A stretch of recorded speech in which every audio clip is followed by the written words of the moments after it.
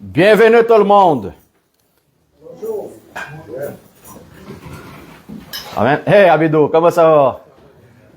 T'es arrivé dans le bon moment. Dans la nourriture. Tu viens juste pour les steaks, hein? Les steaks, c'est la parole de Dieu. La viande est solide et pure, hein? Tout le monde, quand il va arriver au restaurant, prendre le menu, les hommes surtout vont toujours dans les steaks. Mais aujourd'hui, quand on voit les prix du steak, là, on retourne dans les légumes.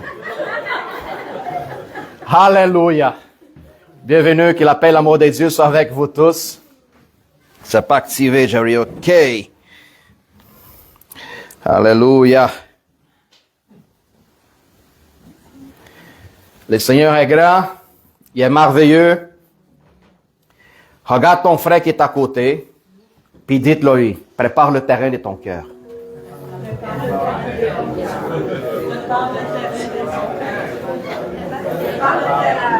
Yes, prépare le terrain de ton cœur.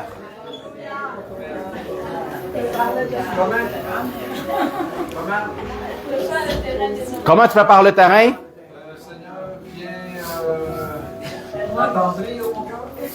Le terrain du cœur, c'est quelque chose qu'on devait entretenir tout le temps.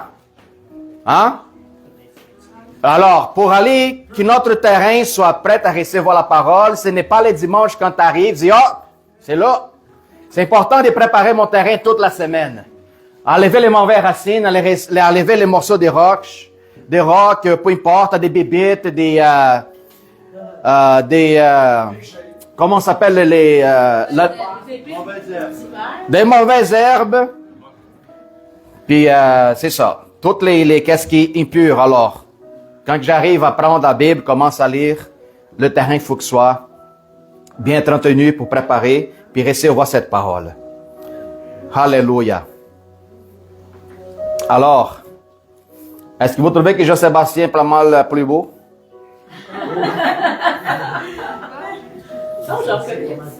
Hein? C'est pas le même qu'avant, hein? Jean-Sébastien plus beau, on peut? Hein? J'ai dit à lui, tu peux venir autant beau que tu veux, mais pas plus beau que moi. Hein? Je sais que Benoît a commencé à s'arranger pas mal, là. Ouais, se confectionner, puis je recommande tous les hommes. Les hommes sont plus relax que les femmes. Hein? Les femmes, t'as pas besoin. Parce que quand tu dis, on va sortir, il faut que tu attends encore 1h30 pour qu'elle soit prête. Les hommes, quand ils disent, on va sortir, ta femme, elle dit, on va faire un saut, on va sortir, puis elle t'attend, puis elle reste là plantée, elle dit, qu'est-ce que tu fais? Je suis prête.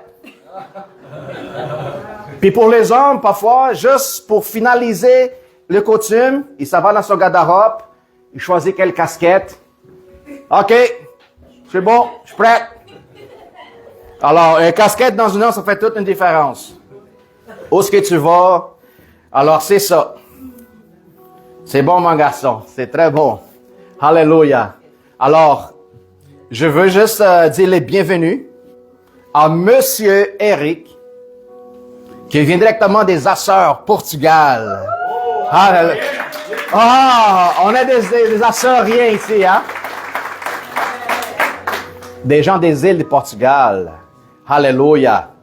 Alors, Eric, c'est quelqu'un que j'ai parlé, ça fait quelques semaines, puis on a quand même jasé pas mal. Eric est pas mal quelqu'un qui est réveillé. Puis, il faut découvrir quelque chose de différent. Puis c'est ça que je lui ai proposé. J'ai dit, tu as besoin d'une nouvelle famille. Puis c'est la famille de Dieu qui est capable de t'entourer, de te fortifier et t'édifier tel qu'un enfant de Dieu. C'est ça que tous les gens ont besoin. C'est ça que les gens extérieurs ils cherchent. Les gens qui n'aiment pas Dieu, qui vivent dans la dépression, l'anxiété, la peur, la crainte, la insécurité, le doute. Pourquoi? Parce qu'ils ne connaissent pas qui ils sont. C'est ça le problème de l'être humain. Autant que tu ne sais pas qui tu es, tu vas vivre en train de courir ta tête sur le mur, à terre, n'importe où. Pourquoi? Quelqu'un qui ne connaît pas qui il est, ne savent pas quelle direction s'en aller, il va être toujours perdu.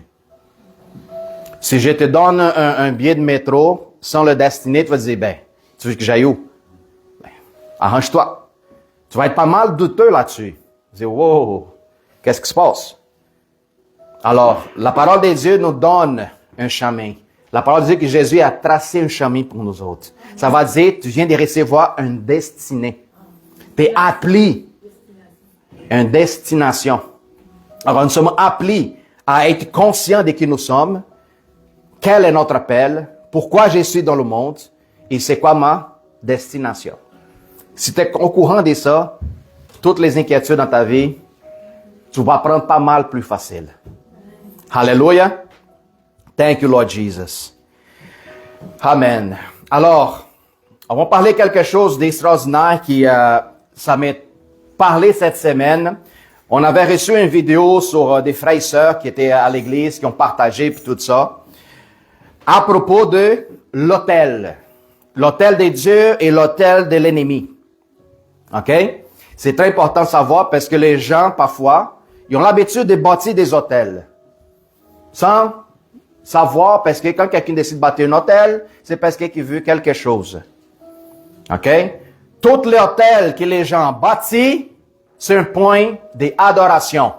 Et tout ce que tu adores, tu viens semblable à l'idole. C'est important de savoir. Pourquoi c'est important que les enfants des dieux viennent adorer le Seigneur? Pour qu'ils viennent semblables à lui. Pourquoi qu'ils ont pris l'Éternel? À travers la prière, je m'identifie avec lui.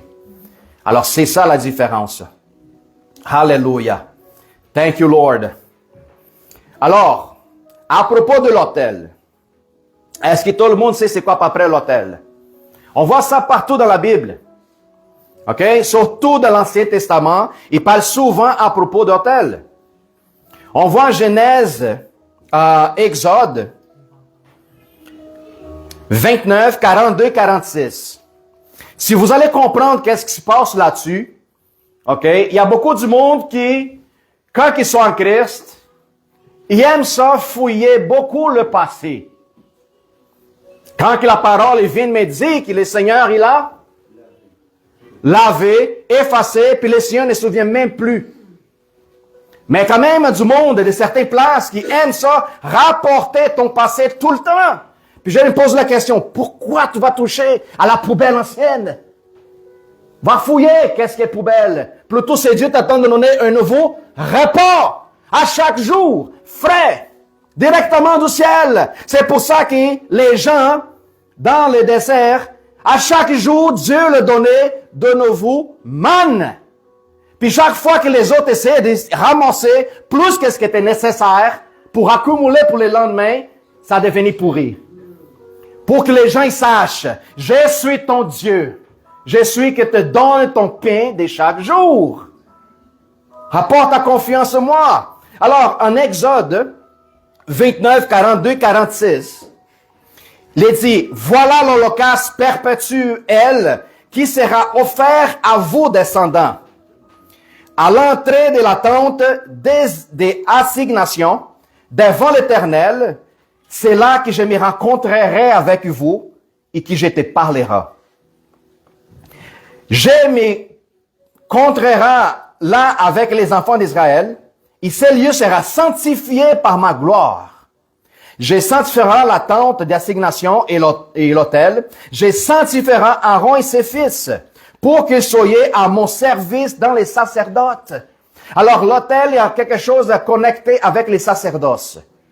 Qu'est-ce que Jésus vous avait fait aujourd'hui? Des sacerdotes éternels avec les seigneurs. Amen. Il habiterait au milieu des enfants d'Israël et je serai leur Dieu. Ils connaîtront que je suis l'Éternel, leur Dieu, qui les a fait sortir du pays de l'Égypte pour habiter au milieu d'eux. Je suis l'Éternel, leur Dieu. Alors, quand je parle à propos de cet autel qu'il faut que je me mette devant cet autel continuellement pour se souvenir, aujourd'hui je parle, que le Seigneur m'a fait sortir dans ma ancienne condition, qui j'étais, comment que je vivais, complètement plongé dans le péché, dans l'ignorance, et qui m'est rapporté dans son royaume de lumière. Alors, c'est ça l'importance d'avoir un autel. OK? De comprendre c'est quoi l'autel. Parce qu'il y a bien des gens, qui aime ça, donner beaucoup plus de force qu'est-ce que l'ennemi a fait comme autel, plutôt qu'est-ce que Dieu y a préparé pour le temps de Josué. Puis il y a des chrétiens qui parfois, ils sont dans l'insécurité, ils sont dans le doute, ils s'y questionnent, mais est-ce que je les écoute? Il faut comprendre quelque chose, enfants de Dieu. Dieu, Jésus, n'est pas venu pour compliquer les choses, mais plutôt pour la rendre facile, simple. Tu n'as pas besoin d'être un théologue, un pasteur, un prêtre, un bispe. Tu n'as pas besoin d'être un ingénieur, un avocat, un médecin ou quoi que ce soit. Tout ça, c'est bon, mais tu n'as pas besoin. Tu n'as pas besoin. Parce que l'accès au royaume est disponible à tout le monde. Tu n'as pas besoin d'une connaissance au-delà de tes capacités. Non, Dieu demande un cœur humble. Souvenez-vous, quand j'ai parlé, il y a bien du monde qui aime ça, grossir la tête avec la connaissance. Par contre, leur cœur, c'est petit. Dieu dit non, c'est pas grave si tu as une petite tête. L'important, c'est que tu aies un grand cœur. C'est ça que Dieu veut. Alléluia. Alors, la parole autel, il apparaît 396 fois dans la Bible. Et qu'est-ce que c'est l'autel, pasteur? L'autel, c'est dans l'Ancien Testament. Il vient de la parole hébraïque misbera. OK? La signification, ça va dire les lieux où les sacrifices étaient brûlés au Seigneur, un lieu d'adoration à Dieu, des communions entre les frères et sœurs, laquelle les autres offraient des sacrifices à l'Éternel. Une place où ce que Dieu manifestait sa présence et sa provision. En plusieurs fois dans l'Ancien Testament, Dieu demande qu'un autel soit fait pour lui. Alors, dans la Bible, il parle à propos des 5 autels. Je vous explique ça pour que vous compreniez c'est quoi un autel. Quand vous allez attendre dans des autres places ailleurs, vous allez dire, wow, attends une minute, je sais c'est quoi, je ne me ferai plus piéger comme avant. Un des autels que l'Ancien Testament nous parle, c'est les fêtes avec de la terre. OK? Pourquoi avec de la terre? Parce que c'était un sacrifice temporaire. Comme les Israéliens étaient des nomades, ils se déplaçaient souvent, Dieu demandait, dis donc, fais juste un autel avec du sable. Aussi simple. Deuxième, faites avec des pierres. Pas des pierres taillées par des hommes, mais des pierres brutes, normales. OK? Laquelle les hommes y plaçaient pour consacrer à Dieu. Puis après ça, que l'autel était prêt, les autres aussi pouvaient déménager, mais l'autel était resté là-bas. Le troisième, avec du bois. Des bois spécifiques que le Seigneur disait aux Israéliens pour aller chercher puis préparer. Puis c'est là qui est fait avec du bois. Il pouvait être apporté par tout ce qui les autres s'en allaient. Le quatrième, c'est des autels faits avec du bronze ou du cuivre. Pourquoi? Pour supporter les offrandes, les chaleurs du feu. Puis le cinquième, c'est les autels qui étaient faits avec l'or. OK? Par l'administration à les prières permanentes devant le Seigneur. Alors, c'est les 5 sortes d'autels que la parole de Dieu il nous parle. L'autel représente aussi la position. OK? Qu'est-ce que ça va dire? La position, ce que je suis? Non, pas du tout. Il parle à propos de la position de ton cœur. La parole en Malachie 2, 13, Malachie 1, 10, Jerry. C'est pour ça que Dieu demandait des choses au peuple avant, mais les autres n'arrivaient jamais à comprendre c'était quoi le but de l'information. L'homme charnel vise toujours les choses dans ce monde. Par contre, l'homme spirituel, il voit au-delà du visible. Il voit dans l'invisible. Il rentre dans la dimension divine et spirituelle, la dimension des dieux. Alors, il dit, lequel de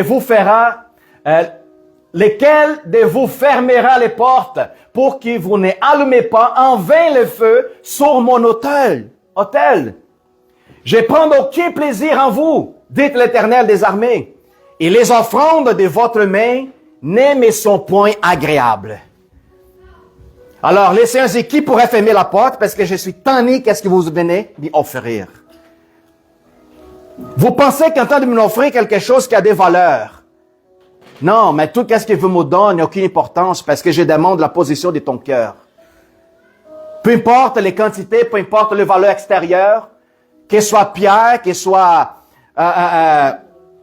qu'est-ce que les autres plantaient, peu importe. Qu'elles soient un chèvre, qu'elles soient un colombe, non, je veux rien savoir de ça. Mais comment tu la portes ici envers moi, c'est la position de ton cœur que j'observe. C'est ça que je vois. Puis vous commencez à traiter mon autel d'une façon banale. Banale. Comment? À chaque année, je m'en vais là-bas, je vais prendre mon offrande, je vais me purifier, jusqu'à l'année prochaine. Il prenait ça comme quelque chose sans aucune valeur. Pendant que Dieu demandait la position de ton cœur, c'est ça que je veux. Ce n'est pas la quantité que tu entends d'offrir ou l'importance de valeur de tes biens.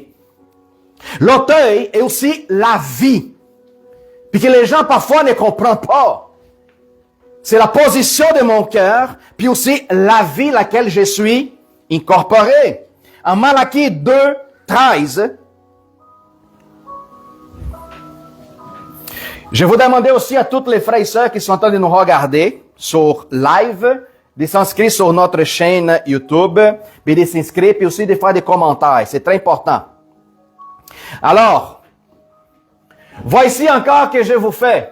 Vous couvrez les larmes, l'autel de l'Éternel, des pleurs et des gémissements, en sorte qu'il n'y a plus d'égard aux offrandes, et qu'il ne peut rien agréer de vous-même. On voit ça souvent. Puis Dieu connaît chacun de nous autres. Il n'y en a pas comment s'y cacher de lui. Tu sais, qu'est-ce qu'il attend de dire? Oui, mais pasteur, les gens y allaient en pleurant vers l'autel, et avec un cœur en versant l'âme. Je dis, non, t'as pas compris. Les autres, ils venaient en larmes parce qu'ils n'ont pas voulu donner qu'est-ce qu'il y avait. Ils disent, oh, je donne à Dieu, mais ça va me manquer. Les gens s'en allaient donner offrande à Dieu avec la peine. Oh non, c'est mon meilleur brebis, là. C'est mon meilleur pour Dieu, mais ça va me manquer, ça va être moi. Je pourrais vendre, puis faire de l'argent avec. Puis le Seigneur dit, je ne veux rien savoir de vos affaires. Parce que vous venez en train de m'emporter déjà avec la peine. Comme si ce n'est pas Dieu qui nous donne le pouvoir de chaque jour. Notre besoin, notre état de santé, notre état de vie, notre état de conscience. C'est Dieu qui nous réveille. C'est Dieu qui donne qu'est-ce que nous avons besoin, que ce soit le soleil, le fruit de la terre, le fruit des champs. Alors, le Seigneur, c'est juste pour qu'il vous comprenne la condition de l'autel que le peuple d'Israël ait commencé à changer l'intention. De plus en plus. Alléluia. L'autel est la vie chrétienne. Pourquoi? Parce que notre corps, c'est l'habitation de le Saint-Esprit qui est en nous autres. C'est ça qui nous parle en 1 Corinthiens 6, 19. Votre corps est l'habitation. Puis tout ce que Dieu représente de l'ancien, c'est l'ombre de ce qui allait venir dans le futur. Puis il y a quand même des chrétiens aujourd'hui, parmi plusieurs églises, qui n'ont pas compris cette réalité. Puis quand on écoute parler, ma vie, tu sais, les chrétiens ont toujours des problèmes. Pourquoi? Jésus l'a dit, vous allez avoir des afflictions. Autant que nous sommes du monde, l'affliction, c'est aussi présent pour toi comme pour les gens du monde. La différence, c'est comme Lisa, elle a parlé. Par contre, nous qui nous avons les pensées du Christ, l'affliction, je vais vous passer à travers en chantant gloire à Dieu, en louant son nom. Parce que je ne suis plus attaché dans le monde. Mon attachement, c'est directement avec lui.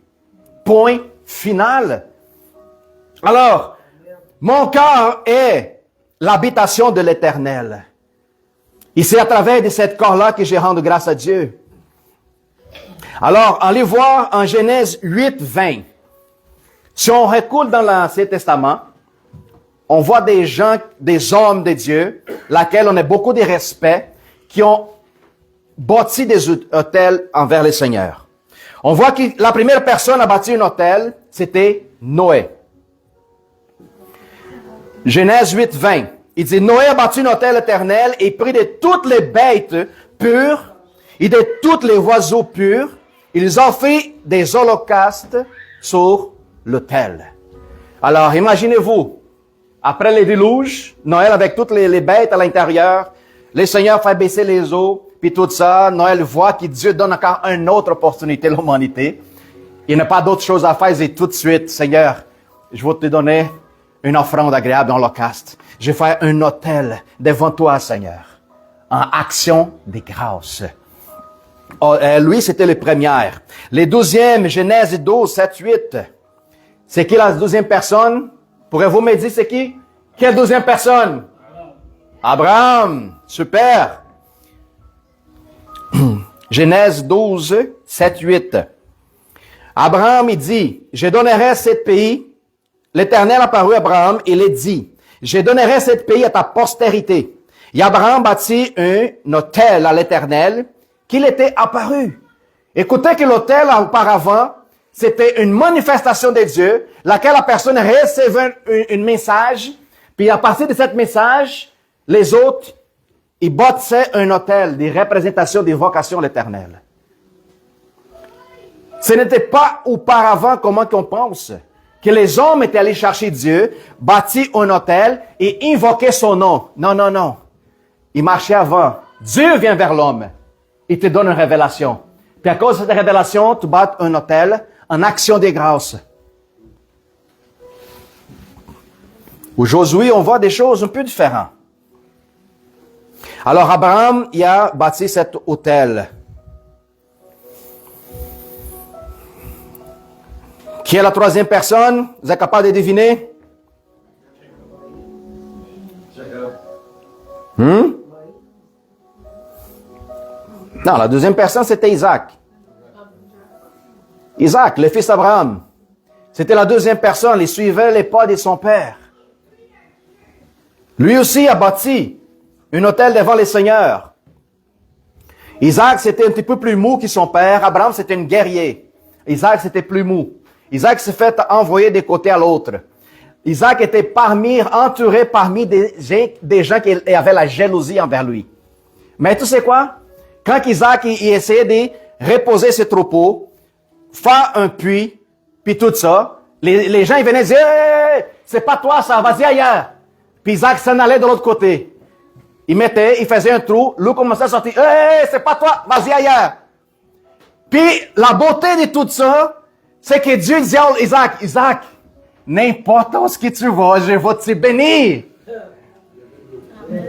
Jusqu'au point qu'il lui a trouvé une place, il a fait reposer son troupeau, il fait un trou, puis sortait de l'eau, puis là, il a préparé un autel. En action de grâce à Dieu. Vous voyez comment? C'est formidable et mystérieux.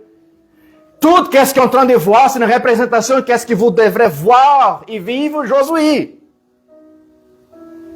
Aujourd'hui. Vous voyez que chaque événement où ce que Dieu y avait ce moment de contact avec l'homme, qu'il soit pour un miracle, qu'il soit pour un événement, qu'il soit pour des choses merveilleuses qui se passaient, au ciel ou à la terre, toutes les autres venaient dire, je t'élève un autel, en action de grâce. Ah, maintenant, la quatrième personne, à Jacob. Alléluia. Genèse 33. À son retour à Padan Aram, Jacob, arrivé heureusement à la ville de Sichem, dans le pays de Canaan, il a campé devant la ville. Il achetait la portion de champ où il avait dressé sa tente, des fils de la mort, père de Shichem, pour 100 késitas. Il élevait un autel qu'il appelait El Eloré Israël. Alors Jacob, c'était un autre qui représentait n'importe où. Vous connaissez très bien l'histoire de Jacob. Son frère le persécutait. Il y avait toujours des menaces. Jacob, quand il partit en fouillant de la maison de son père parce que son frère voulait le tuer, Jacob dorme dans le désert. Il a une vision de Dieu. Il élève un autre autel. Il dit véritablement Dieu est là. Puis là, il s'appelle Péniel. Alors on voit que Jacob, c'était cela qui bâtit plusieurs autels devant la présence de Dieu en reconnaissant le faveur de Dieu dans leur vie. Combien de vous autres, en reconnaissant son faveur, ont déjà bâti d'autels vers Dieu?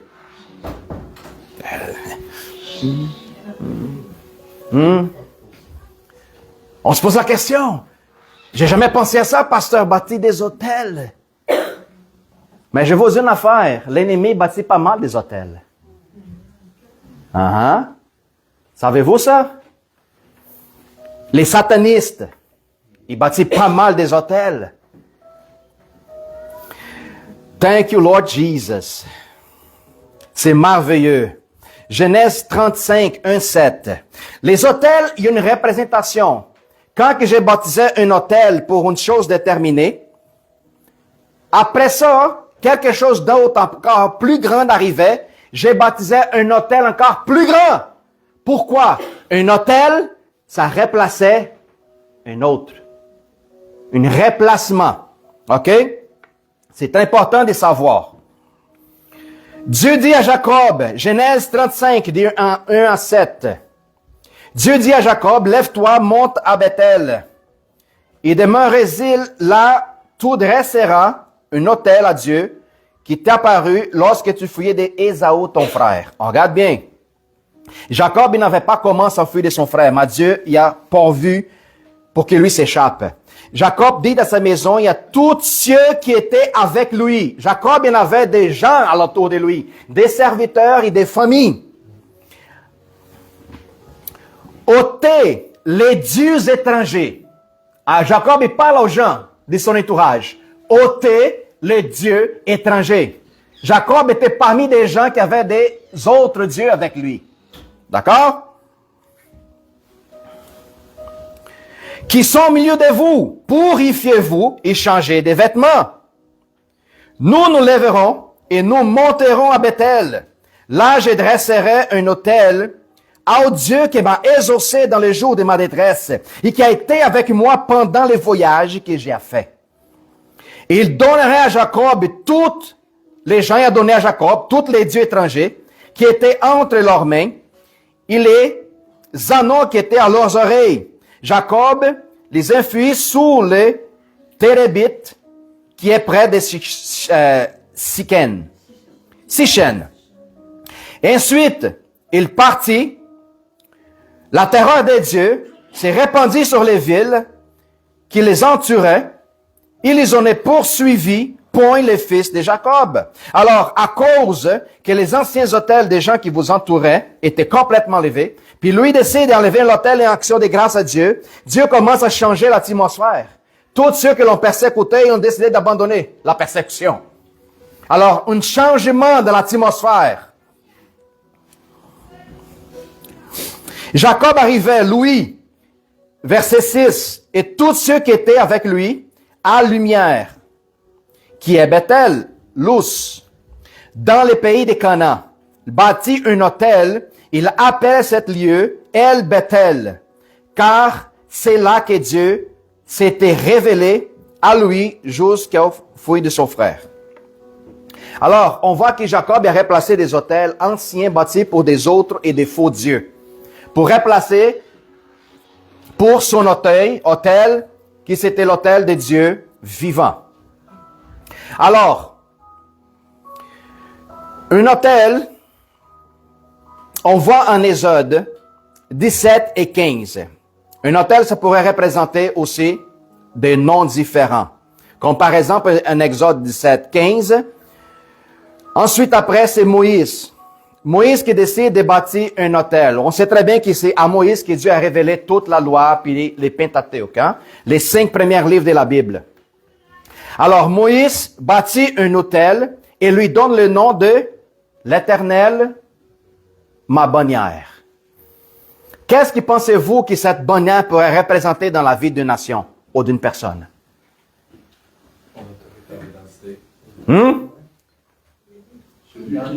Quand il...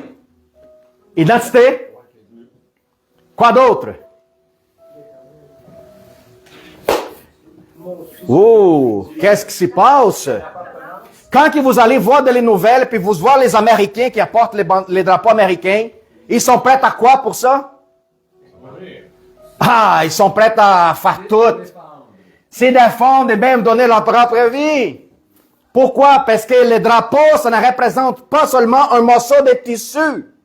Représente leur identité, leur vie, leur nation, l'avenir de leur héritage.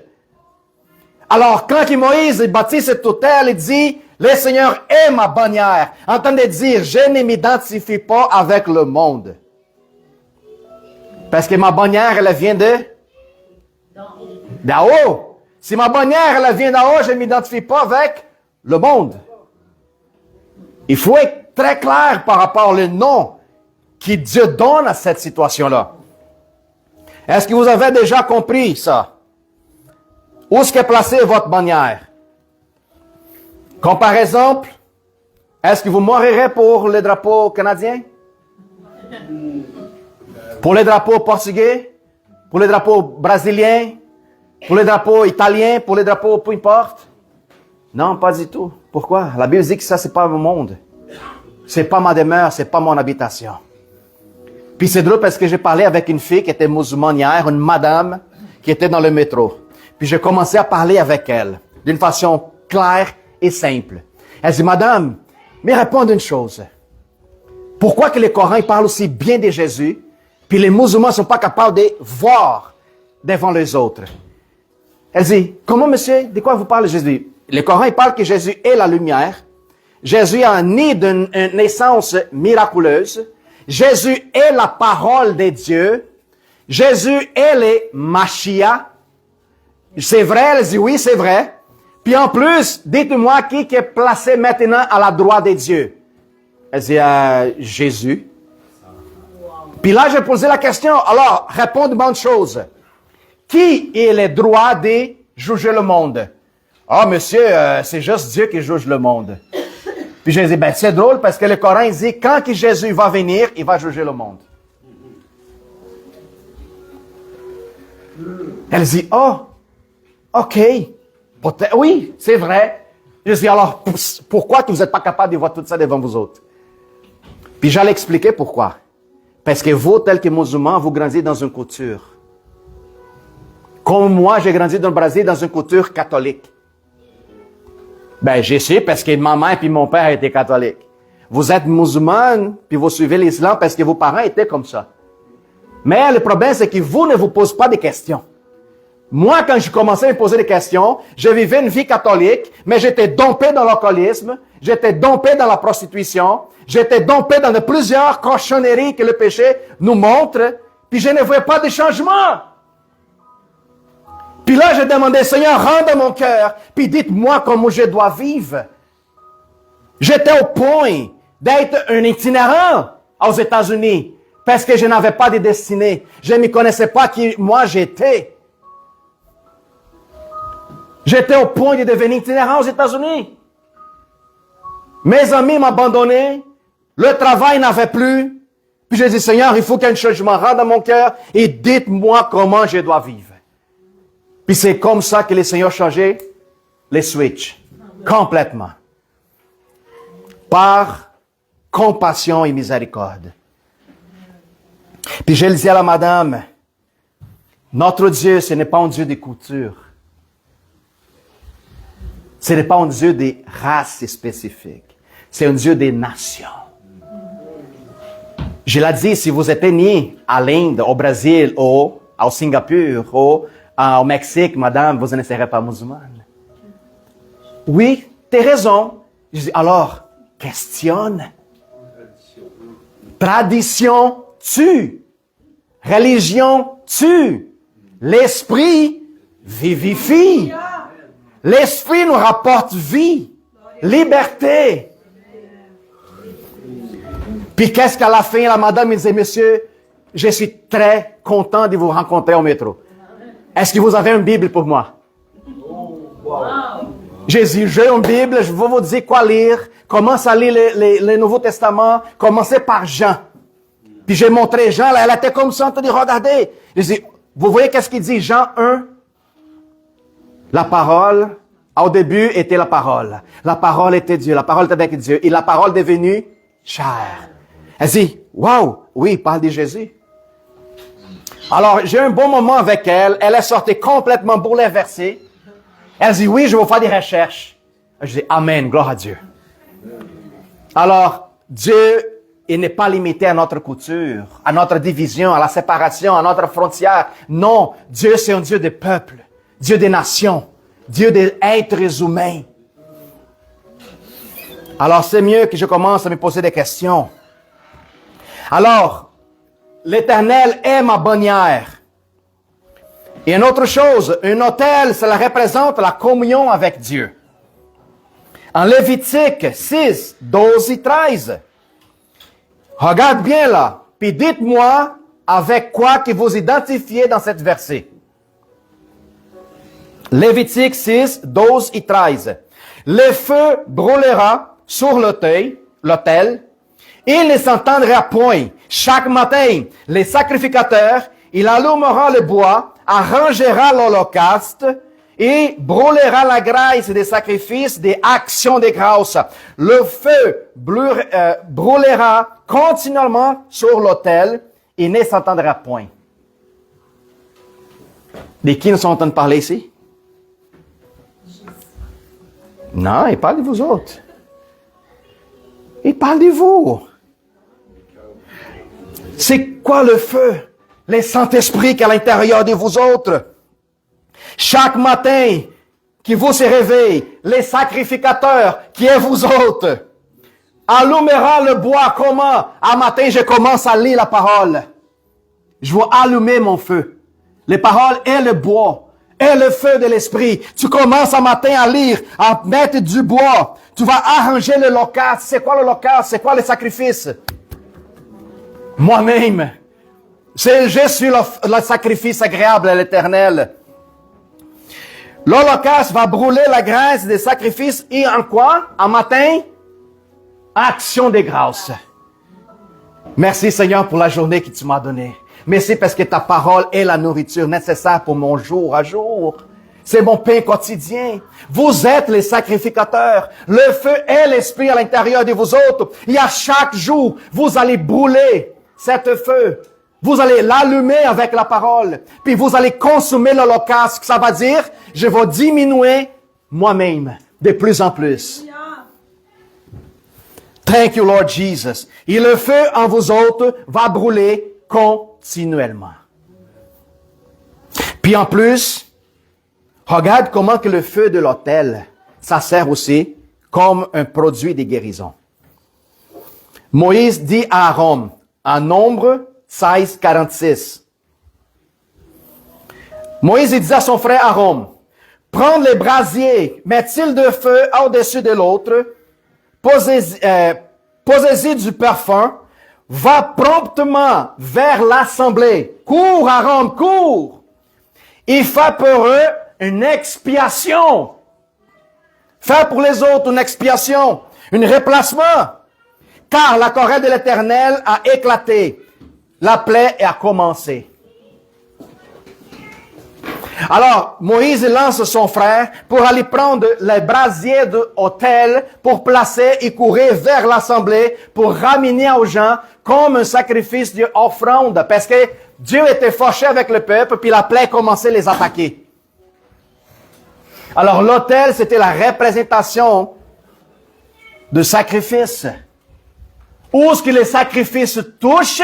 La parole de Dieu dit que tout est purifié. Amen. Come on. Puis où est-ce que cette brasier maintenant? Dites-moi. En vous autres, s'il y a quelqu'un qui est malade, vous n'allez pas appeler le sacerdote pour ramener l'encens. Comment on appelle L'encensoir. l'encensoir? Non, parce que vous êtes l'autel de Dieu. Vous êtes le brasier de l'Éternel. C'est vous qui allez rapporter la parole, la guérison, vers ceux qui en ont besoin. Les prières, ça devient des parfums. Thank you, Lord Jesus. Qui d'autres personnes aussi a bâti un autel avec l'Éternel pour avoir de la victoire? Salomon, mais avant Salomon, il y avait Gédéon. Oui. Juge 6, 24 et 28. C'est important que je vous prépare ça pour que vous compreniez c'est quoi l'autel. Juge 6, 24 et 28. Pour que vous arrêtez de tomber dans des pièges. C'est très important. Parce qu'il y a bien des vidéos, il y en a bien des choses sur l'Internet qui aprisionnent les gens au niveau de l'esprit. C'est très important. Gédéon bâtit là un autel à l'Éternel et lui donna le nom l'Éternel paix. Il existe encore aujourd'hui à Ophra qu'il appartenait à la famille des Abizère. Dans la même nuit, l'Éternel dit à Gédéon, prends le jeune taureau de ton père et un second taureau de 7 ans, reverse l'autel de Baal, que le peuple utilisait comme adoration.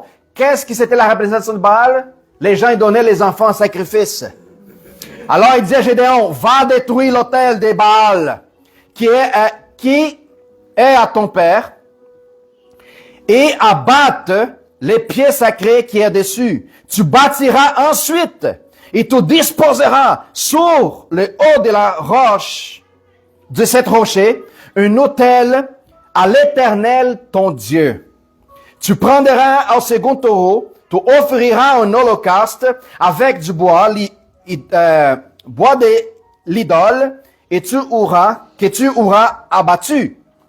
Gédéon prit 10 hommes parmi ses serviteurs, et fit ce que l'Éternel avait dit. Mais comme il craignait la maison de son père, et les gens de la ville, il les exécutait des nuits et non des jours. Lorsque les gens de la ville s'y lèvent de bon matin, voici, l'autel de Baal était renversé. Les pieds sacrés placés dessus étaient abattus, et les second taureaux étaient offerts en holocauste sur l'autel qui avait été bâti.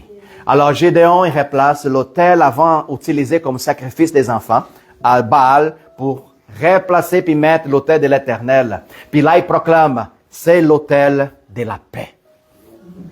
Alors, l'autel de l'ennemi qui était bâti auparavant dans la vie du peuple, lui arrive, enlève complètement, il rebâtit un autel qui est encore beaucoup plus puissant que celui qui était auparavant. C'est très important que je garde cette information. Thank you, Jesus. Ensuite, après, un roi neuf, on parle que Salomon, il a réussi à conclure, à bâtir le temple, où ce que l'autel était à l'intérieur du temple. Mais pendant l'histoire de Salomon, qu'est-ce qui est arrivé? Salomon, comme était un beau gars, comme Jean-Sébastien, Dieu, il a donné la sagesse, l'argent et la victoire parmi ses ennemis. Mais chaque victoire que Salomon obtenait vers une autre civilisation, les rois de la civilisation ils donnaient leur fille comme cadeau. Salomon disait, oui, mais je suis gâté, hein? Mais il ne savait pas qu'est-ce qu'allait venir. À un moment donné, Salomon, il y en avait 300 femmes, 400 d'autres serviteuses, concubines. Il s'y trouvait le gars, hein? Alors, vous imaginez, lui dans son palais, l'argent, paix était sur Israël, mais ne voyait pas le problème qui était à l'intérieur de sa maison. Qu'est-ce qui se passait? Les temps avançaient, Salomon a commencé à vieillir, puis son autorité parmi ses femmes a commencé à diminuer. Pourquoi? Parce qu'elle était nombreuse. Quand on vu que Salomon était pas mal vieux gaga, ils ont dit, c'est quoi? Tu nous as enlevé du royaume de nos pères, dans nos traditions, de notre coutume. Permettez-nous, 700 femmes, à adorer nos dieux. Puis Salomon dit, tu sais quoi?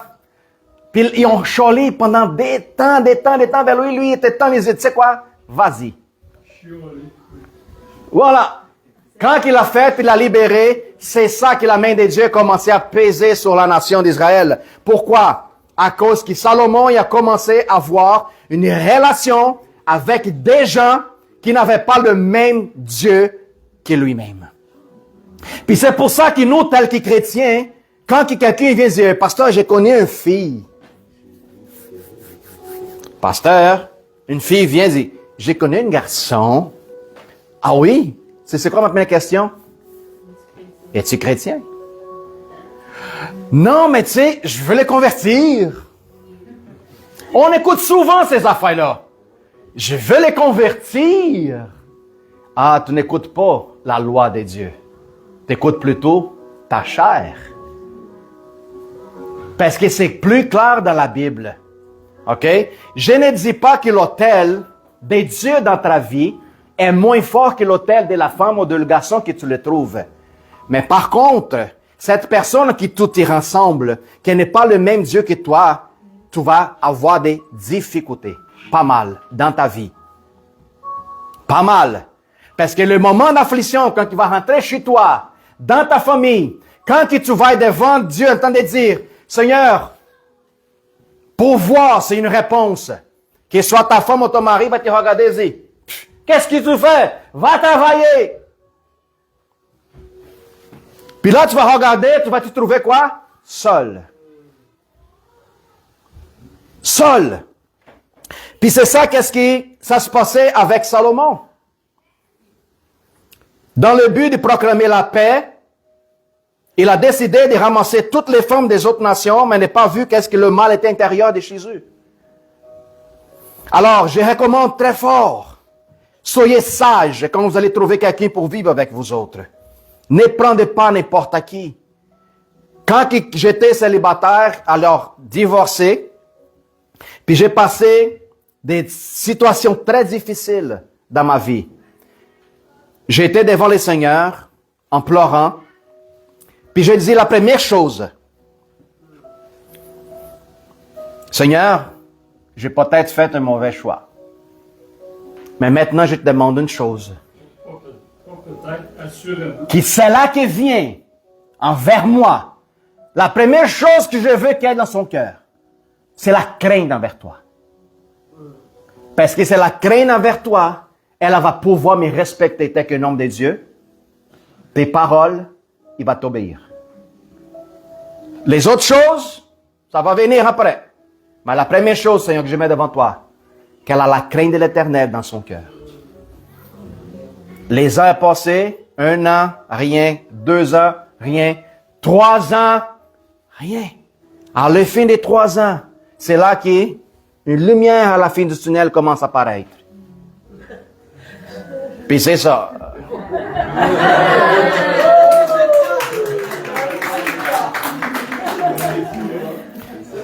Le Seigneur dit, ben, j'ai quelque chose pour toi, mais ça va être là-bas, au Brésil. OK, Seigneur. Gloire à Dieu. Mais c'est pour ça que j'ai dit, c'est mieux demeurer dans la patience, mais mettre Dieu pour assurer la personne qui va de ton côté, que toi choisis par ton désir charnel. C'est là où on se trompe souvent. Puis c'est là où Salomon, même avec une grosse sagesse, il a s'est trompé. Alors, qu'est-ce qui se passe? On voit souvent que dans l'Ancien Testament, on en voit beaucoup d'autels que les gens se lèvent. Mais aussi les autres gens qui étaient des païens, aussi relevaient des autels vers leur Dieu. Mais est-ce que la parole de Dieu parle comme l'apôtre Paul? Est-ce que les idoles y ont un pouvoir? Les autels y ont des pouvoirs? Non, pas du tout. C'est juste des symboles. Qu'est-ce que les démons qui sont en arrière des autels veulent? C'est la personne qui la représente. Un autel, il n'y a aucune valeur, ce n'est pas des sacrifices. Comme une bâtisse, il n'y a aucune valeur. Si vous n'êtes pas à l'intérieur. Quand les gens disent, oh, Dieu est dans la place, m'excuse, mais Dieu n'habite pas des places bâties pour des mains des hommes. C'est plus que clair dans la parole de Dieu. Mais à partir du moment que les hommes qui sont remplis de Dieu sont à l'intérieur, Dieu est là. Amen. Thank you, Lord. Puis le meilleur de tout, quand tu pars d'ici, Dieu va avec toi.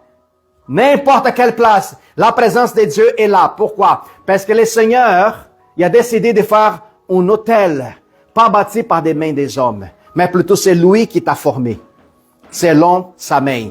Il n'y en a pas quelque chose dans le monde, il n'existait pas, quoi que ce soit dans le monde, bâti par les mains des hommes, que ça pourrait être agréable à Dieu.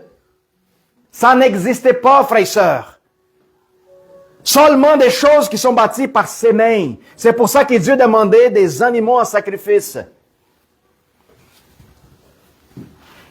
Alors, nous sommes dans cette dimension nouvelle, à travers le sacrifice de Christ avec une nouvelle compréhension.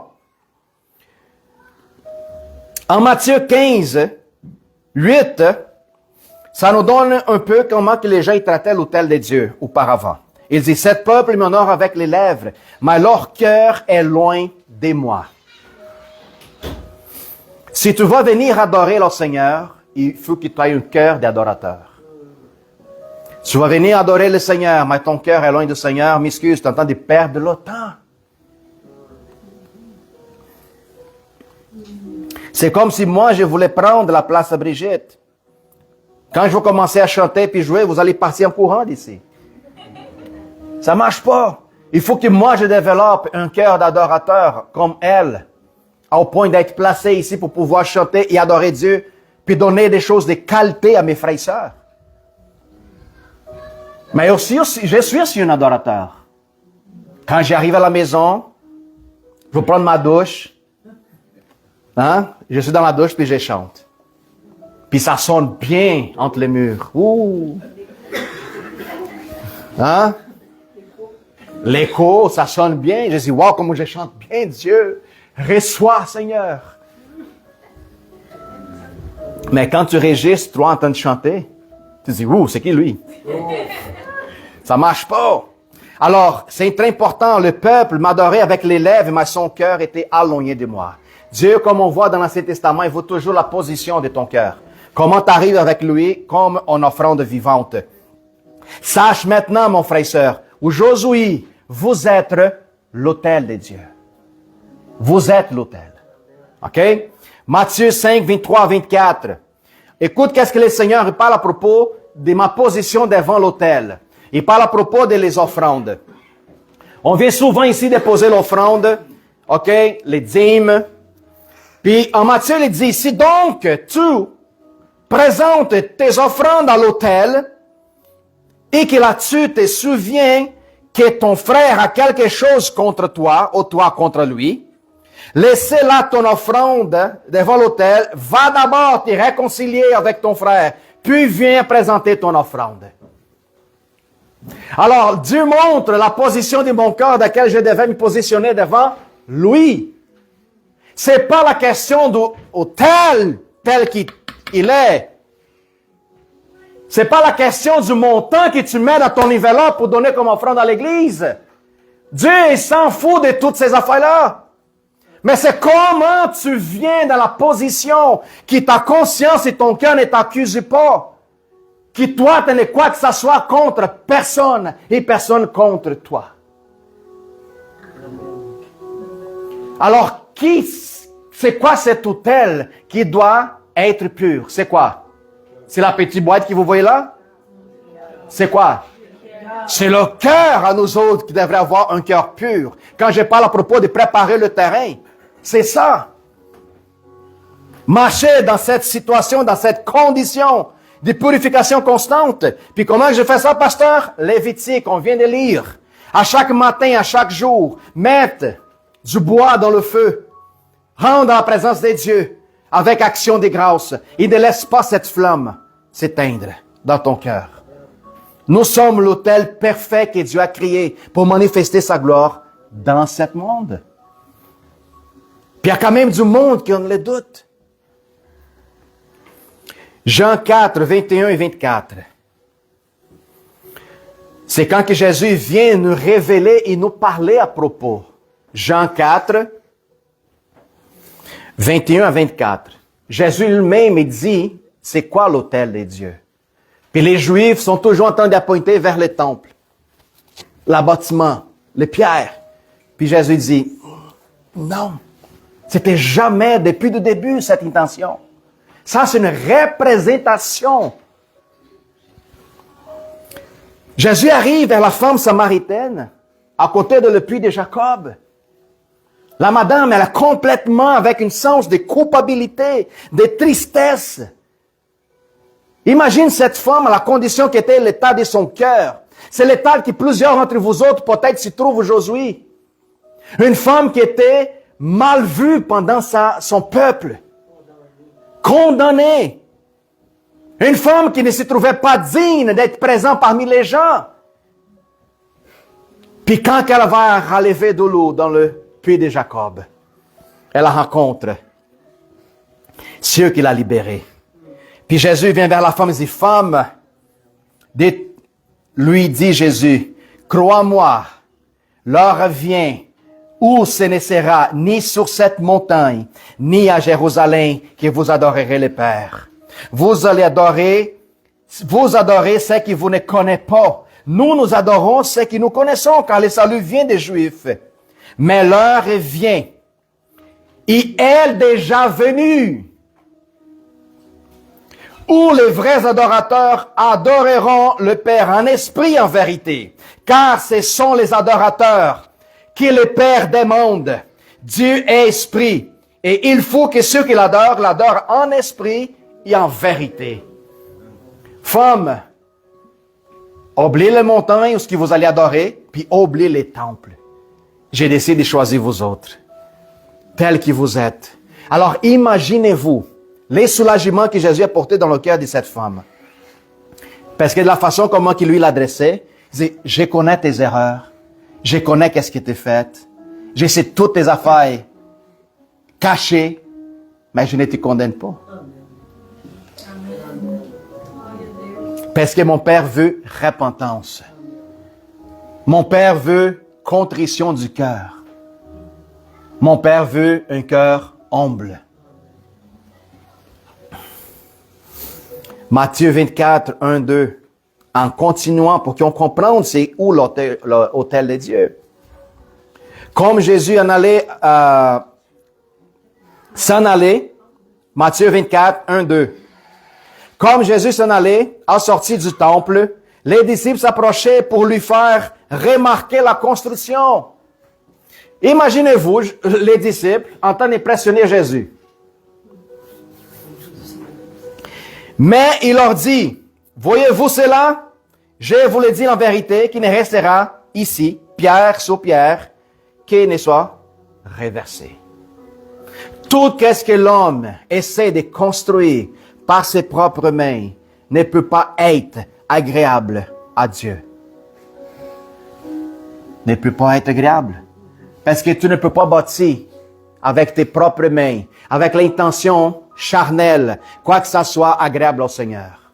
Le temple est devenu un point d'adoration plutôt qu'adorer les dieux qui habitaient dans le temple. Le temple est devenu un point d'orgueil pour le peuple d'Israël. En train de dire, regarde, nous avons le temple de Dieu. Au lieu de dire, nous avons notre Dieu dans le temple. Alors Jésus dit, vous voyez tout ça? Ne va rester pierre sur pierre. Puis la représentation de l'ancien temple, c'est votre ancienne vie. Qui est nécessaire que votre ancienne vie soit complètement démolie pour que Jésus rebâtisse cette vie nouvelle. Où est-ce que nous sommes plus directionnés par nos propres volontés et désirs, mais plutôt pour la vérité de sa parole. Ça fait toute la différence. Même Apocalypse, il parle à propos d'un autel. Apocalypse 8, 3, 4.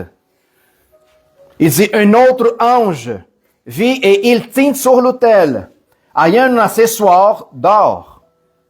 En lui donnant beaucoup de parfums, afin qu'il les offrit avec les prières de tous les saints, sur l'autel d'or qui est devant le trône. La fumée des parfums montait avec les prières des saints à la main de l'ange devant Dieu. Alors, vous voyez, c'est quoi les offrandes que le Seigneur reçoit maintenant? Vos prières. Prières de supplication. Prières de justice. Seigneur, miséricorde. Seigneur, compassion. Seigneur, tournez le cœur pour que vous voyez la vérité. Transformez. Alors, quand vous sortez pour évangéliser, c'est le même sentiment que Dieu a dans son cœur. De rapporter la bonne nouvelle, de rapporter la lumière, d'enlever le voile de leurs yeux pour que les autres observent. Qu'est-ce que vous voyez? De la même façon. Alors, les prières et les supplications, mélangées avec le cessoir de l'ange, montent au ciel. Comme un parfum monte devant le trône de Dieu. Alors, frères et sœurs, vous avez, j'espère, bien compris c'est quoi un hôtel. J'espère que c'est clair. On n'a plus besoin de faire d'hôtel ou quoi que ce soit pour Dieu. Il y a des églises qui arrivent à dire, ça c'est l'hôtel de Dieu. Ça c'est l'hôtel de Dieu. Il y a même des places qui ne permettent pas les enfants de monter là-dessus. Non, sors! C'est l'hôtel de Dieu! Si tu rentres ici et t'es indigne, tu peux mourir. C'est ridicule, pasteur. Mais il y en a des places qui font ça, frères et sœurs. Ne sois pas naïve. Dans les derniers temps, il va y avoir des feux prédicateurs, des feux prophètes, des gens qui vont enseigner comme de l'Ancien Testament. Un enseignement religieux. Pourquoi? Parce que la religion donne une apparence de sanctification. Par contre, c'est une apparence externe et à l'intérieur est complètement pourrie. Il y a des gens qui viennent dire, on va sanctifier l'autel de Dieu. Tout le monde va prier ici sur le bois. Viens, viens, viens. Puis il y a des gens qui croient. Comme qu'il y a d'autres qui disent, si vous avez un hôtel, je ne sais pas pourquoi que j'ai dit hôtel. Si vous avez un hôtel auparavant dans votre vie, il faut que vous retournez dans votre passé pour le détruire. Puis là, je me pose la question. Attends une minute. Est-ce que l'autel présent que Dieu bâtit en moi, ce n'est pas plus fort que l'autel ancien? Sera qu'il faut que je donne force à l'autel de l'ennemi plutôt que l'autel de Dieu qui c'est moi? Un autel demande un sacrifice de sang. Puis Jésus, il a coulé son sang sur moi. Alors tout, qu'est-ce que le sacrifice touche devient pur. Alléluia. Pourquoi je devrais fouiller dans la poubelle arrière? Pourquoi je devais savoir les hôtels que mon grand-père il a bâtis dans l'ancien temps, en Brésil, en Haïti, la sorcellerie qu'il a faite aussi longtemps. Il faut que j'essaie de demander à tout le monde dans ma famille, qu'est-ce qui s'y passe? Quand Jésus veut faire simple, l'homme essaie de faire compliqué. Le Seigneur dit, je ne me souviens plus de tes offenses, de tes péchés, puis je ne mettrai pas les iniquités de ton Père sur vous. Non, pasteur, mais il y a à propos de la malédiction. Il n'y en a pas la malédiction, toute question dans la bénédiction. Il faut comprendre que tu ne peux pas être béni et maudit en même temps. Je ne peux pas être maudit. Pourquoi? Parce que plus grand c'est là qui me bénisse. Alors pourquoi je devrais croire à des situations comme ça dans la vie de plusieurs chrétiens? Frères et sœurs, vous serez esclaves de qu'est-ce que vous croyez. Si vous croyez qu'à cause que vos arrière-grands-pères fait quelque chose que vous n'êtes même pas au courant, vous ne savez même pas, qu'il faut que vous commencez à diguer et demander à tout le monde. Si vous croyez qu'il y a quelque chose, mais vous ne savez pas c'est quoi, et votre vie est difficile à cause de ça, puis vous ne savez pas pourquoi, m'excuse. C'est une vie de souffrance éternelle. Parce que tu vas vivre dans cette doute. Puis n'importe quoi qui arrive avec toi, tu vas marcher, puis tu vas cogner une pièce et oh, c'est la malédiction de mon grand-père.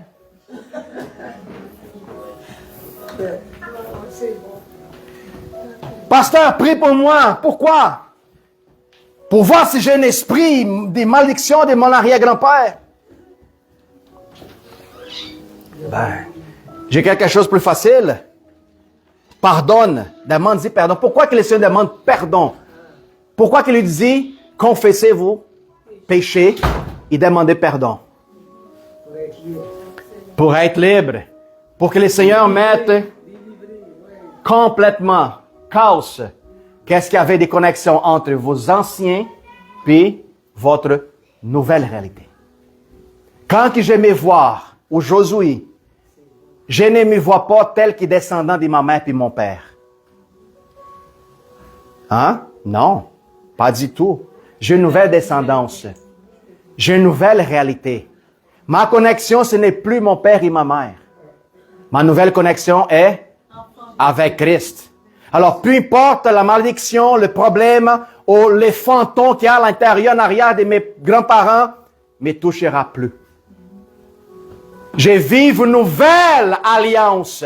Puis de l'ancien homme ne devrait pas générer quoi que ce soit d'influence dans ma vie. Pasteur, si c'est vrai, qu'est-ce que tu parles? Oui, mais pourquoi que ma vie parfois est difficile? C'est simple. La seule chose qui pourrait difficulter ta vie, c'est si tu as encore du péché à l'intérieur. C'est la seule chose. Qu'est-ce que ça peut arriver qui va difficulter ma vie? Premièrement, la circonstance du monde. Nous vivons dans un monde corrompu. Un accident, ça pourrait arriver avec toi sans que toi sois la cause de l'accident. Puis la deuxième, quelque chose pourrait arriver avec toi parce que tu as sémé quelque chose auparavant. C'est la loi de la sémence et la récolte. C'est pas tes anciens ancêtres. Parce que j'ai aucune connexion avec les autres. Puis plus que tu crois à ça, tu vas vivre cette réalité. Si je crois qu'il y a des fantômes, des esprits qui viennent de plus en plus me hanter, difficulter ma vie, je n'avance pas, puis si puis ça, je vous dis, vous allez les attirer. Puis les autres vont faire en fait que ça devient réel. Des chrétiens qui vont faire à des voyantes. Des chrétiens, là, qui vont dans des voyantes pour voir leur avenir. Ben non, mais il y en a, ma soeur. Il y en a. Puis la voix, il dit, vois mon avenir. Puis la voyante, il voit, ben, je vois votre avenir, madame. Ça va arriver ça. Puis elle sort de là. Oh mon Dieu, Seigneur, est-ce que tu as vu qu'est-ce qu'elle a dit? Ça devrait être vrai. Puis à partir du moment que tu crois, plutôt dans la parole de la voyante, plutôt qu'est-ce qu'elle dit à propos de toi, qu'est-ce qu'elle t'a dit va devenir réalité. Oui, parce que ton pensée va projeter ton avenir. Où est-ce que tu places ta foi, ça va devenir réalité. Vous n'avez pas aucune idée de qu'est-ce que l'être humain pourrait produire comme un avenir de sa propre réalité. On parle souvent l'Église, les paroles et des pouvoirs, pasteur. Wow, merveilleux. Alors, si tu es courant que la parole produit le pouvoir dans ton avenir et ton existence, plus que tu déclares, que tu proclames, ça va devenir réalité. Alors, c'est mieux que je commence à croire à Dieu plutôt que l'homme. Il y a une autre chose que la parole de Dieu en Lévitique 19 il nous parle à propos des esprits familiales. Familier. Familier vient dans le grec aussi, que ça va dire serviteur. Ça va dire que les gens qui étaient les consultés des esprits des morts, pour qu'ils reçoivent des bénéfices, ces esprits deviennent attachés à la famille. OK? Ça, c'est esprit familier. Si je demande un service à une entité spirituelle pour qu'il me fasse une faveur, il faut que j'élève un autel, puis je fasse certaines choses pour l'esprit. Mais le problème, c'est que cet esprit va attacher à moi. Entendez dire, il va rester à mon côté, il va attendre toujours que je fasse une nouvelle demande. Puis là, j'ai fait une seule demande, j'ai reçu qu'est-ce que je voulais. J'ai mort, je m'en vais à l'enfer. Puis là, cet esprit, il m'y cherche. Oh, Balthazar n'est pas là. Alors, s'il n'est pas là, mais attends une minute, ses enfants, ils sont là. Attends une minute, je vais m'accrocher à elle. Pourquoi? Parce qu'il y a une semblance, une assimilation des ressemblances. Alors, il va raccrocher à elle, puis la même situation laquelle j'ai vaincu ma vie, elle va commencer à produire la même chose. Puis là, les gens, ils disent, ben ouais, je pense que c'est la malédiction de la famille. Non. En Ézéchiel 20, le Seigneur disait, fini malédiction des pères et fils. Fini, arrêtez avec ça. Mais les gens, il faut s'y rendre compte. Le même esprit qui était comme serviteur de moi va être accroché avec elle pour servir elle. Mais le fait qu'il est accroché à elle va faire en sorte qu'elle commence à produire le même problème, qu'il soit de santé ou n'importe quoi, que j'ai eu. Un grand-père qui a une difficulté dans la boisson est mort alcoolique à 60 ans. Boum! Là, son fils, quand il est jeune, commence à boire. Il se marie, il travaille. Quand il arrive à 60 ans, boum! Mort. Le petit-fils, 20 ans. Ah, laisse-moi goûter ça. Boum, boum. Il commence à devenir alcoolique aussi. À 60 ans, le petit-fils, mort. Qu'est-ce qui se passe? Un esprit familier. L'esprit familier va toujours dépendre de qu'est-ce que tu peux transmettre comme information les autres. On parle à propos d'une... comme une énergie. C'est la génétique. C'est pas la génétique. Et pas la génétique. Si vous faites recherche par rapport à la génétique, de plus en plus la science est en train de voir qu'il n'existe pas de maladie génétique. C'est une forme de malédiction. Non? Non. Je comprends pas. Malédiction. Parce que c'est une malédiction d'alcoolisme. Malédiction, auparavant, qu'il faut comprendre pour qu'il soit clair et qu'on voit la différence. C'est comme si moi, il tuait quelqu'un. J'ai tué quelqu'un. OK? Puis, la faute qui était censée devenir sur moi à cause que j'ai tué, il va aussi tomber dans ma fille. De mon petit-enfant et de mes petits-enfants. Ça, c'est malédiction. OK? La malédiction, c'est quelque chose que j'ai produit contre moi ou contre quelqu'un d'autre. Que la faute de mes actions ne va pas de génération en génération. Mais arrivé en Ézéchiel 20, le Seigneur dit, je ne mettrai pas le sang du Père sur l'enfant. Fini. Celui qui a commis le problème va payer pour. L'homme qui pêche, c'est elle qui doit payer. Exactement. Là, c'est l'homme qui produit son problème. C'est lui-même qui va payer. D'accord? On parle à propos du péché. Mon péché auparavant tombait aussi l'influence sur mes enfants. C'est ça. Ça, c'est la malédiction qui était avant. Quand on parle de l'esprit, fini. Celui qui a commis le problème va payer pour. L'homme qui pêche, c'est elle qui doit payer. Exactement. Là, c'est l'homme qui produit son problème. C'est lui-même qui va payer. D'accord? On parle à propos du péché. Mon péché auparavant tombait aussi l'influence sur mes enfants. C'est ça. Ça, c'est la malédiction qui était avant. Quand on parle de l'esprit, c'est moi qui va les chercher, c'est moi qui va l'invoquer pour venir m'y servir. D'accord? Quand je suis mort, cet même esprit va vouloir servir mes enfants. Qu'est-ce qu'elle fait pour ne pas l'avoir? Après ça, Jésus dans son cœur. Merci, Mélissa. Ah, OK. La seule façon de casser un esprit familial, OK. la connexion, c'est si Jésus... Toute la connexion qu'elle avait auparavant avec moi, une fois que le sang de Jésus est sur elle, tout ça, ça casse. Ah, solution, merde. Voilà. On ne devrait pas avoir peur des esprits familiers. On ne devrait pas avoir peur de l'autel de Satan. Non! Si je commence à penser que l'autel de Satan est plus fort que l'autel que Dieu a bâti en moi, m'excuse. Vous avez déjà perdu la bataille même avant de sortir. Il faut comprendre que Dieu t'a donné autorité, puissance et domination sur toutes choses. Puis tu n'es pas seul.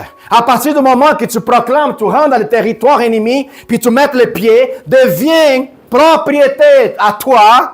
Puis tu proclames, tu déclares, tu chasses, tu rentres dans des prières, des batailles spirituelles.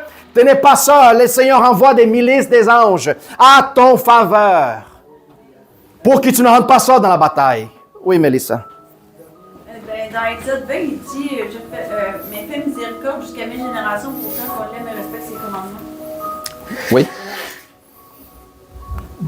Que les enfants arrêtaient de pécher. Exactement. Aussi, soit Jacob ou bien Isaac, quand il a vu un âge, il a donné la bénédiction à ses enfants. Il dit qu'un parmi vous serait une grande nation, il serait une grande multitude, et l'autre ne serait pas autant que son fils. Mais avant, quand il était âgé, il a donné la bénédiction à ses enfants. Donc, il a comme transmis quelque chose. Il a transmis. La bénédiction, elle vient sur les enfants si les enfants sont continuellement obéissants à Dieu. Point final. Oui. C'est aussi simple. OK? Alors, je vais finaliser avec ça en lisant Hébreux 10, 5, 29. On voit qu'est-ce que Jésus a préparé comme lui-même, comme lui, c'est l'autel principal de Dieu. Allons-y voir pour finaliser. Je sais que vous êtes fatigués. Non. Pense pas ça. Je vous montre Hébreux 10, 5 à 29. Là, vous allez comprendre pourquoi que Dieu vous avait préparé, vous, comme l'autel principal de sa création.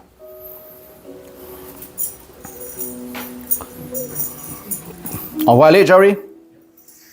5 à 29. C'est pourquoi Christ, entrant dans le monde, dit, « Tu n'as voulu ni sacrifice ni offrande, mais tu m'as formé un corps. Tu n'as agréé ni holocauste, ni sacrifice pour les péchés. Alors j'ai dit, voici, je viens dans les rouleaux du livre. Il est question de moi, il parle à propos de lui, Jésus, pour faire, oh Dieu, ta volonté. Après avoir dit d'abord, tu n'as voulu et tu n'as agréé ni sacrifice ni offrande, ni holocauste, ni sacrifice pour les péchés, ce qu'on offre selon la loi. Il dit ensuite, voici, je viens pour faire ta volonté. Et abolit aussi la première chose pour établir la seconde.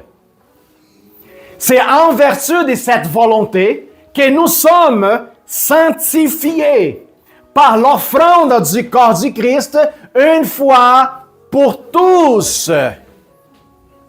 Et tandis que tout sacrificateur fait chaque jour le service et offre souvent le même sacrifice, qui ne pouvait jamais ôter les péchés, lui, après avoir offert un seul sacrifice pour les péchés, s'est assis pour toujours à la droite de Dieu, attendant désormais que ses ennemis soient devenus son marchepied.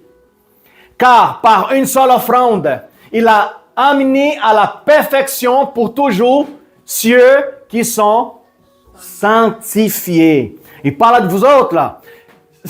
C'est que le Saint-Esprit nous attestait aussi, car après avoir dit, voici l'alliance que je ferai avec eux.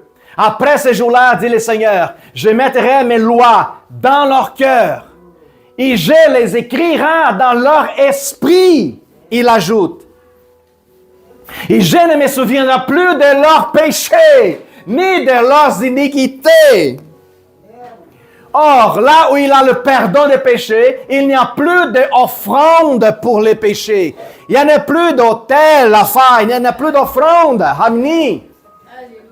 Aussi donc, frères, puisque nous avons, au moyen du sang de Jésus, une libre entrée dans le sanctuaire. par la route nouvelle et vivante qu'il y a inaugurée pour nous au travers du voile, c'est-à-dire de sa chair. Et puisque nous avons un souverain sacrificateur établi sur la maison de Dieu, approchons-nous avec un cœur sincère.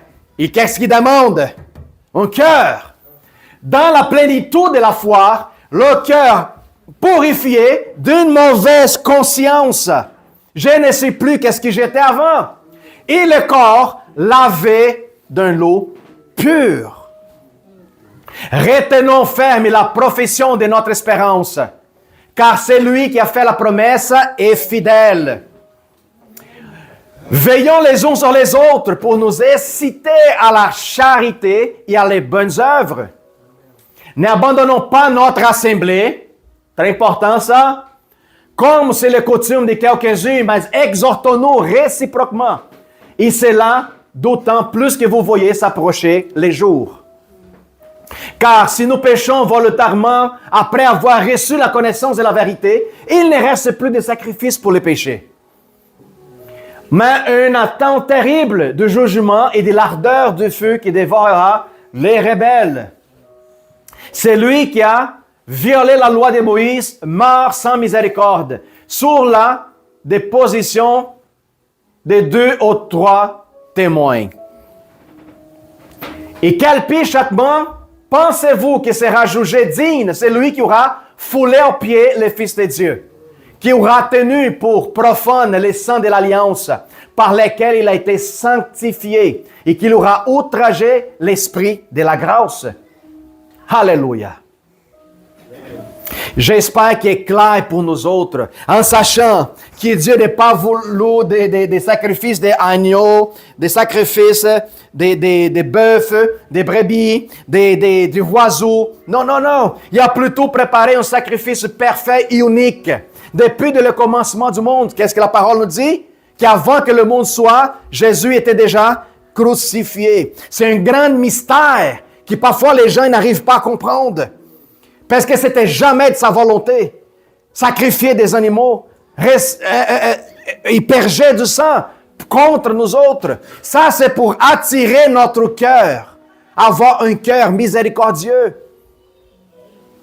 Mais Dieu a préparé un corps qui c'était Jésus-Christ, lui-même, comme une offrande parfaite, laquelle son sang y a versé sur nous qui nous sommes cet autel.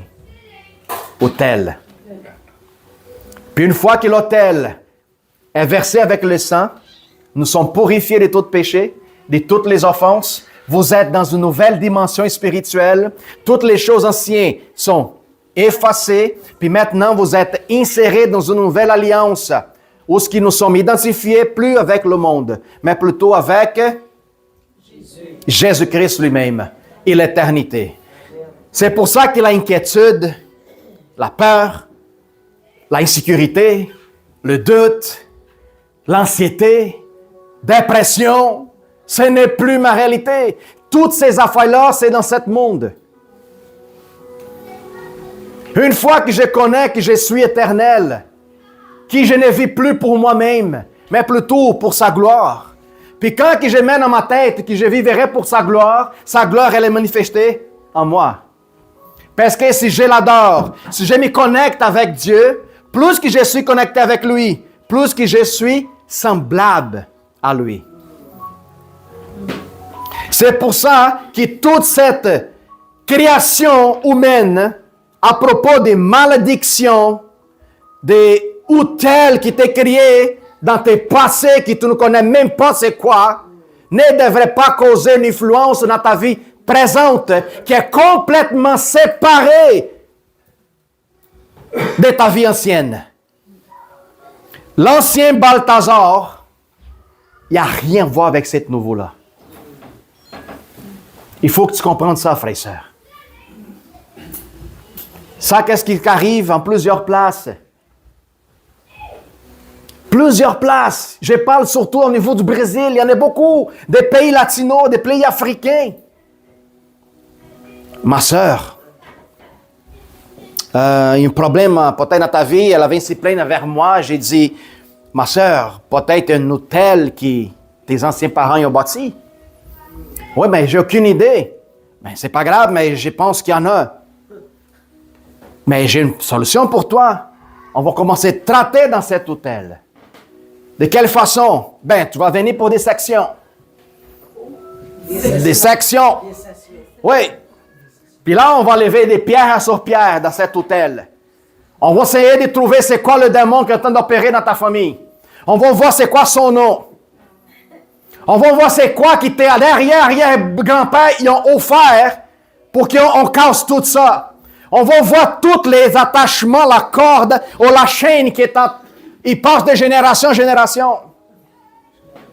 Non, mais on va faire même vérifier ton sang pour voir si ton sang est quelque chose là-dedans au niveau de l'esprit.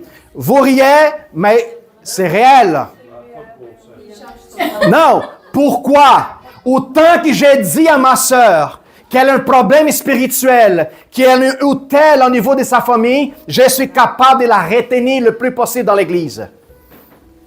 Elle devient une esclave spirituelle. Elle devient dépendante du pasteur. Je pourrais dire à vous autres, vous avez des malédictions, mais si vous sortez de l'Église, je ne peux rien faire pour vous. Oh non, il faut que je retourne, il faut que je vienne, il faut que je continue. M'excuse. Ou soit on donne force et puissance au diable, ou soit on donne force et puissance à Dieu. C'est ça. La vérité, frères et sœurs, vous franchira. Une fois que la vérité est accessible à vous autres, puis vous arrêtez de compliquer notre vie, en train d'aller chercher des choses. Il y a bien du monde qui va chercher des paroles prophétiques. Il y a bien du monde qui va chercher des libérations. Il y a bien du monde qui va chercher toutes sortes de choses que le Seigneur ne voit même pas à l'intérieur de toi. C'est pour ça qu'il y a bien des chrétiens qui vivent plutôt une spiritualité émotionnelle et charnelle, plutôt que celle qui est véritable et juste. C'est pour ça qu'il y a tellement de chrétiens qui se font avoir parce qu'ils ne veulent pas voir la simplicité de la vérité. Parce que la religiosité donne une apparence de sainteté. Cette semaine, j'ai vu un pasteur en Afrique, là, en Amérique du Sud, je ne sais pas. La madame, elle était là, puis elle tombe complètement à terre. Boum! Puis l'autre qui travaillait avec elle dit, « Fais ça, je pense qu'elle est morte. Il faut qu'on dépose de l'argent sur elle pour qu'elle revienne à la vie. » C'est pas une farce. Je l'ai vu là, je l'ai attendu là, je voyais. Puis la belle madame est là couchée, puis tout le monde vient, puis met. Oui. Puis là, elle commence à bouger. Wow, wow, wow, wow. Qu'est-ce que tu penses? Est-ce que le Dieu qui l'a ressuscité, c'est maman? Parce que c'est l'argent qui l'a ressuscité. Vous voyez que la folie, à jusqu'où qui pourrait arriver? Jerry m'a envoyé une autre fois une vidéo de TikTok. Dit, Balthazar, check ça s'il vous plaît. Un gars qui disait qu'il n'y a aucune place dans la Bible qui dit qu'on n'a pas besoin s'y répondre. Répandez de nos péchés. C'est repentir de notre péché. C'était ça, Jerry? Il m'a envoyé ça, j'ai dit, quoi? Puis là, j'étais dans ma recherche, j'ai juste mis repentance des péchés. Ça m'est sorti une liste des versets. Ouf! Puis le gars, il en avait à peu près 400 à 600 likes. Propagande. Hein? Propagande? C'est pour qu'il faut comprendre. C'était un des premiers messages que Jésus a donné quand il a retourné les airs. Répentez-vous. Juste. Puis le gars, il dit, écoute, il n'y en a pas dans la Bible qui dit, répentez-vous de vos péchés. Mais si tu ne connais pas la Bible. Mais si tu ne connais pas la Bible, justement, quand que tu viens en repentance, tes anciennes alliances avec Satan sont censées les casser. Pourquoi? Parce que le sang du Christ est aussi fort et puissant pour casser toutes sortes d'influences externes et passées dans ta vie. Exactement. Au nom de Jésus. Amen. Gloire à Dieu. Alléluia. J'espère qu'il n'y en a pas plus de doute concernant cette réalité dans notre vie. Ou tu vois ta vie chrétienne, ou c'est facile et simple de l'appliquer et vivre, ou tu vas la rendre difficile et tu vas se faire avoir continuellement. C'est simple.